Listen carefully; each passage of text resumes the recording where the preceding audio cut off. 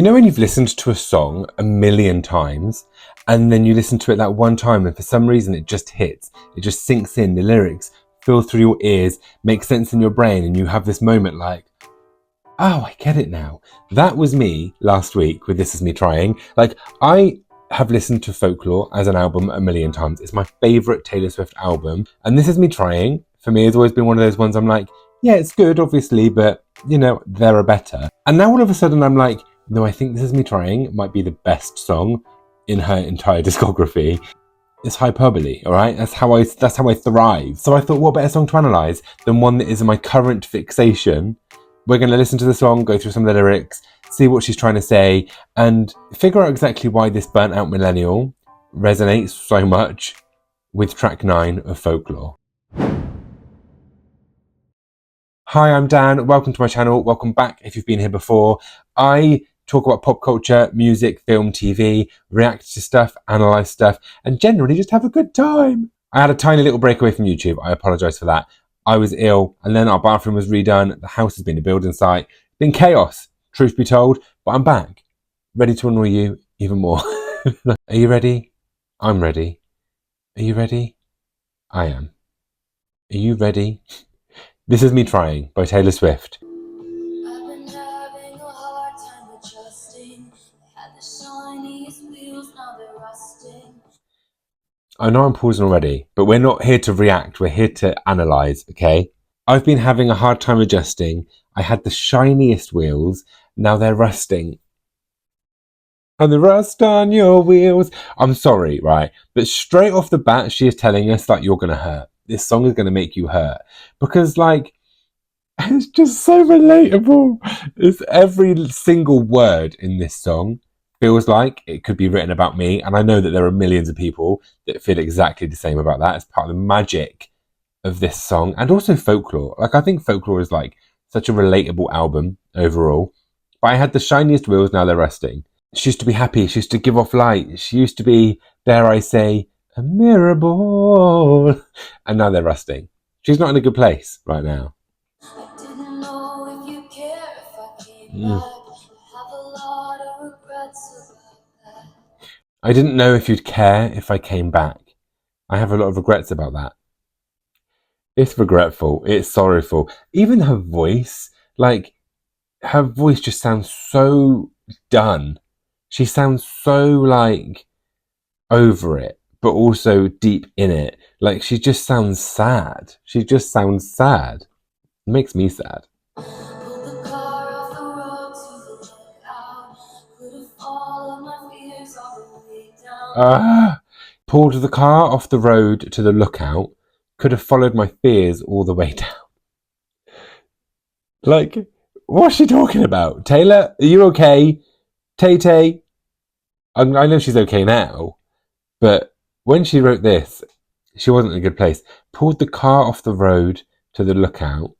She's looking out over a big forest. Let's go with the album cover. She's looking out, and there's a drop, and she could have followed her fears all the way down that drop. I'm glad she didn't. Christ. Maybe I don't quite know what to say, but I'm here in your doorway. This is me trying. Ghost, ethereal. This is me trying. Try.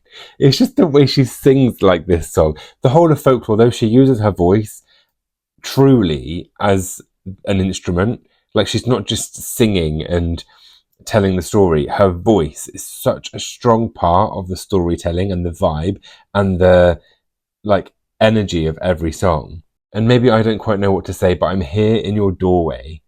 I just wanted you to know that this is me trying. She's gone back to this person after having all this sadness and these struggles and this self-doubt. And she's in the doorway and she's saying, this is me trying. Okay, I'm trying. And now this verse is just crazy. This verse is crazy. Don't even argue with me. Some of my favourite lyrics of all time ever are about to happen right now. Let's just appreciate that.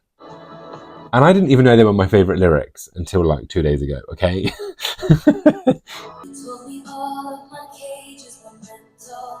So I got wasted like all my potential. That is burnt out millennial. It's peak. That is. That's my life. This is my life. She's singing about me actually. Okay, in my 20s. They told me all of my cages were mental. Every roadblock, every barrier, every time I felt trapped, every cage that I felt like I was inside of and couldn't break out of, it was all in my head. I had the tools all the time to break free of that. I was able to. I put my own barriers in my way, and now I'm not letting myself smash through them. So what did you do? What did you do after that? You get wasted. Like all my potential. Ah! Stop it! Tay-tay, tay-tay, tay, tay-tay. I love how she's used wasted with the double meaning of, like, you know, going out, getting trotted, getting smashed up, getting absolutely obliterated, but also just wasted, thrown away. Her potential is just gone. She wasted it. You know, I feel like this all the time. In my early 20s, I wrote a book, a novel, if you will, okay, a little story, and I self-published it. I had a lovely cover on it, and I never promoted it. And every single day, I'm 33 now, it's been 10 years, every day of my life, at least once I will think about, what if?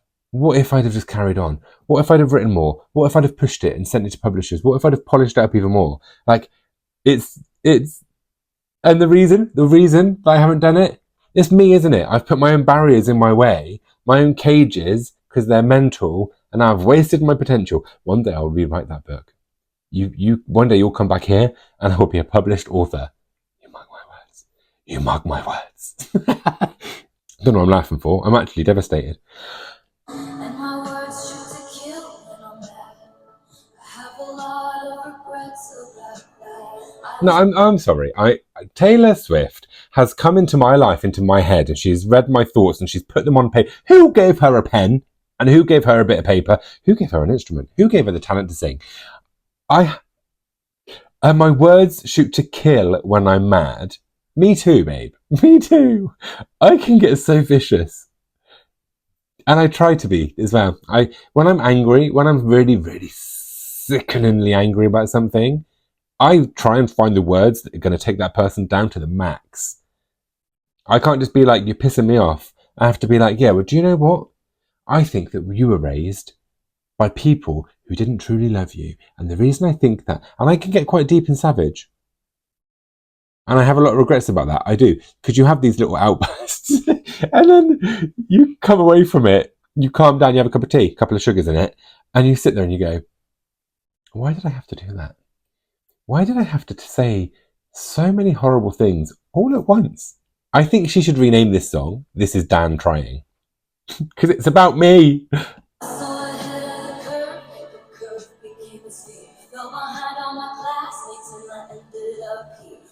I was so ahead of the curve became a sphere, fell behind all my classmates, and I ended up here.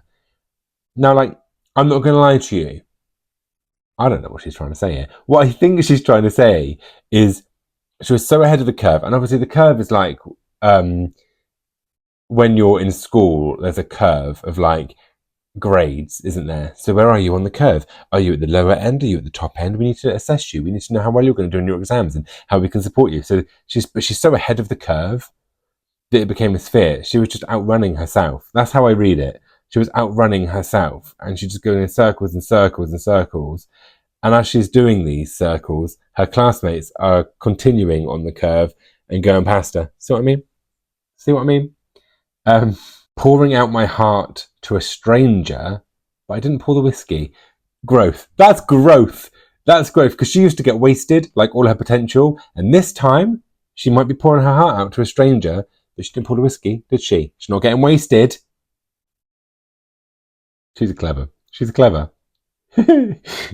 Sometimes, I'm sorry, I know I'm like giddy. Sometimes, like, lyrics just click, and it's like, I wish I had this talent. I wish I could explain myself as well as Taylor Swift explains me. But I don't need to, because I've got Tay Tay to do it for me. She's fabulous. Right. Now this bridge, I just want to give a special shout out to her voice. I love it when she goes deep. I love Taylor Swift the best when she goes deep, like in All Too Well, 10-minute version. Taylor's version, from the vault. That first fall of snow, that bit, it gets me every time. Every time. I'm getting excited in anticipation. It's hard to be apart and I feel like open. It's hard to be anywhere these days when all I want is you. Ah, see what I mean about her voice? Just shut up. Just listen to her voice. And it's hard to be at a party when I feel like an open wound. It's hard to be anywhere these days when all I want is you. So simple. So effective.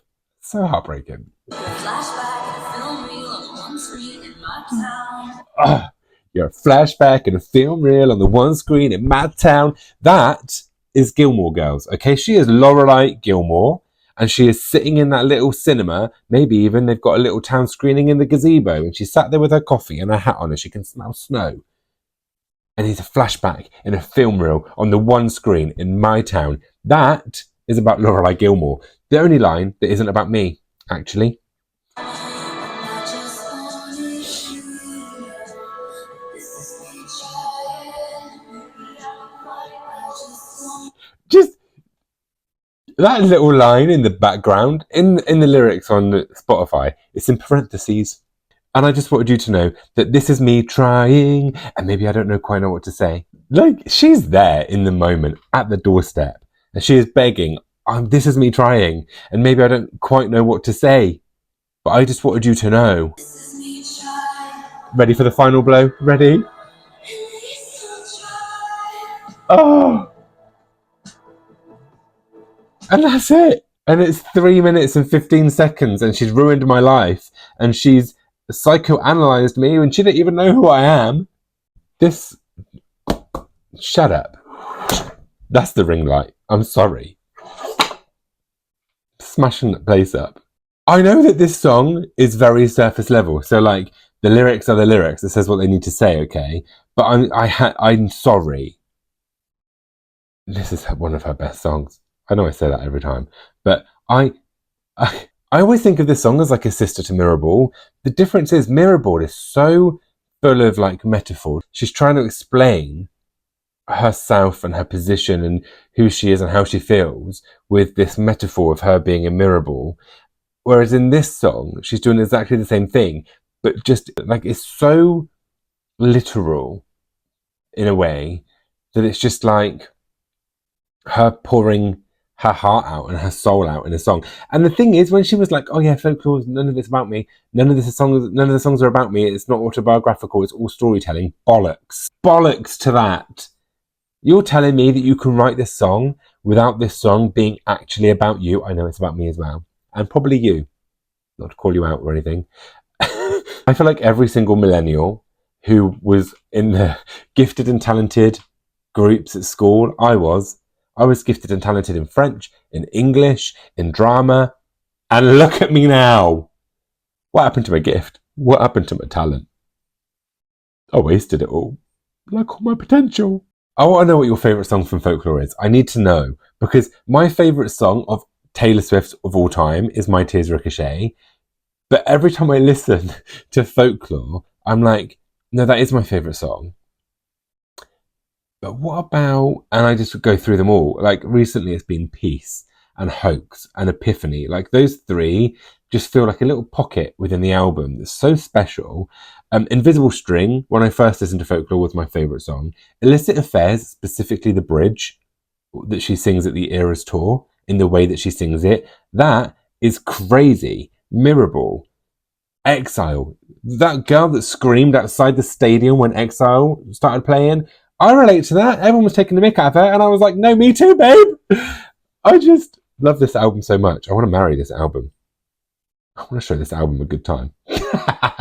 Just like Sabrina Carpenter, this was short and sweet. I enjoyed it. I hope you enjoyed the video and watching.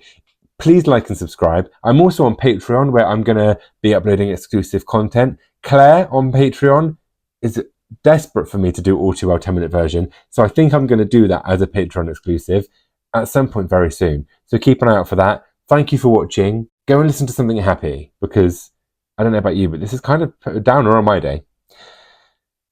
Bye!